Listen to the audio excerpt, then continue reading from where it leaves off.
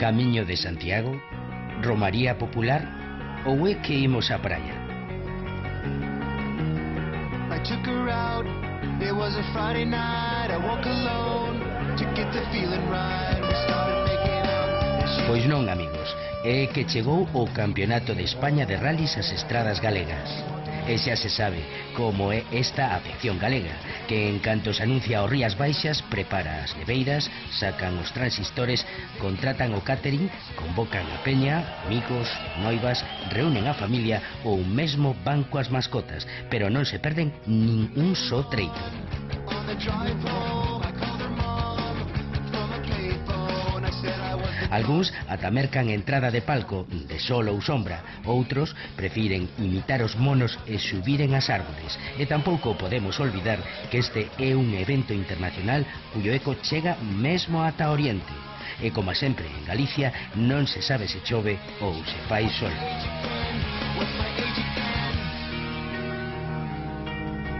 Moi cedo, xa pola mañanciña, comezou o espectáculo polas estradas do sur da provincia de Pontevedra. Este 46º Rally Rías Baixas Vodafone reuniu a preto de 70 coches, a maioría inscritos no Campeonato de España e algún no autonómico e galego. Novidade este ano é que permitiu ver evolucións tan espectaculares como as de Magariños e Abad sobre o seu BMW M3 que fixo a lericia do público antes de abandonar por unha avaría.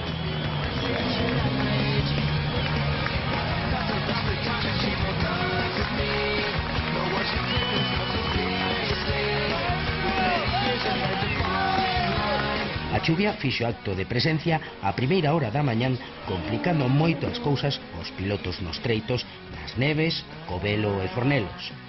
Así, dous equipos galegos foron os primeiros en abandoar. Víctor Senra, cunha avaría na caixa de cambios do Mitsubishi, despois de facer o segundo mellor tempo do primeiro treito, e os irmáns Pais, que co Lancer do equipo ACSM sufriron unha espectacular saída da estrada, tal e como estamos a ver nestas imaxes tomadas cunha cámara no interior do seu coche.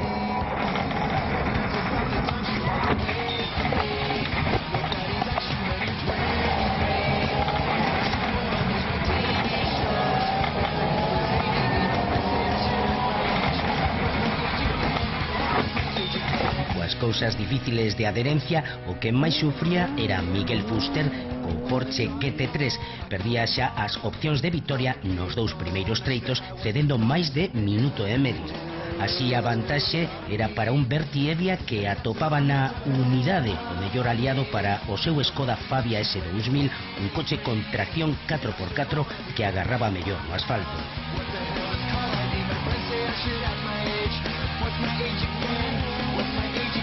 Nesta primeira parte do rally destacaba xa a actuación de Alberto Meira e Álvaro Bañobre, empurrados polo seu público que xa marcaban cronos moi rápidos, aventaxando o resto dos favoritos.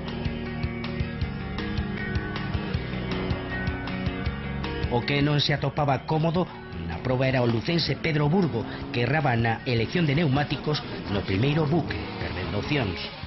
Por detrás destes tres equipos comezaba a situarse Jonathan Pérez, un efectivo Peugeot 207 Super 2000 e Joan Viñes con Suzuki Swift S1600 oficial da marca xaponesa.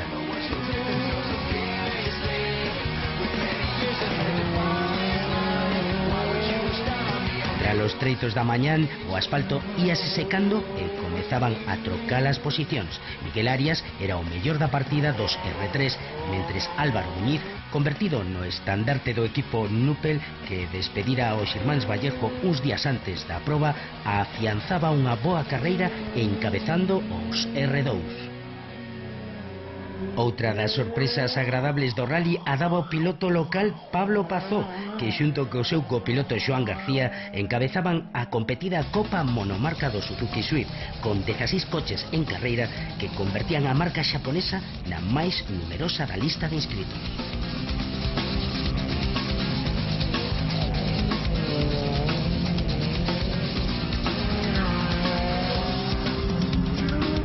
mediodía, no Ecuador do Rally, secaba o asfalto. Os equipos que aínda estaban en carreira chegaban ao recinto feiral do IFEBI para facer un reagrupamento e pasar polo parque de traballo, onde os mecánicos traballaban arreo para poñer a punto os coches para os decisivos treitos da tarde. Os neumáticos de secos saían dos furgóns e montábanse nos coches. A actividade frenética pasaba do asfalto ás asistencias.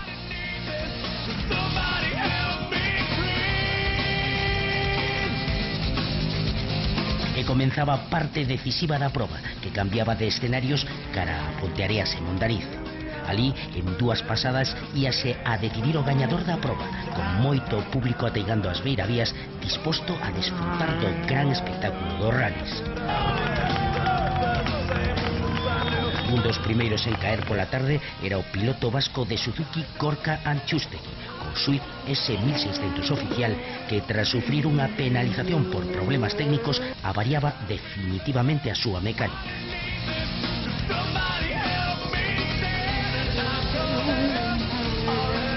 E aquí comezaba a gran remontada de Miguel Fuster, o alacantino do Porsche 911 GT3, que dende a quinta praza subiría 2 posicións tras facer 3 mellores tempos.